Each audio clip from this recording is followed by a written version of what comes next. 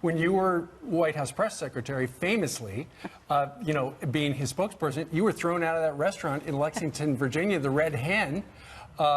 They've kind of, I think that impacted their business for a little while. You're out of the administration now. Are you still taking heat when you go out to eat? Sometimes, it usually depends on where I am in the country. Back home in Arkansas, things have so far been pretty easy and very welcoming. What about here in New York City? It's hit or miss. I have not been asked to leave any restaurant, thankfully, but every once in a while you always, you have somebody who comes up to say something like what? Nasty to you. What I always find interesting is 99% of the people that come over to say something negative and to attack you are women.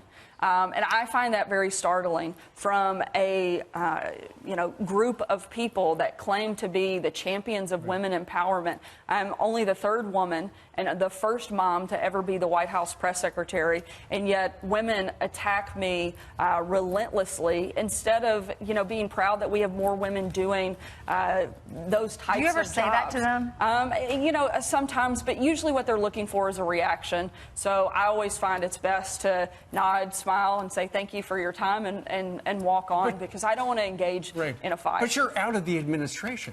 I am, but they still see me as somebody who is a very pro-Trump supporter. I'm not going to change my position. It would be very odd to go from doing what I was doing to all of a sudden doing something different. I loved my experience. I loved working for the president. I think he's been able to do some tremendous things for the country, and I look forward to watching him do it for 6 more years.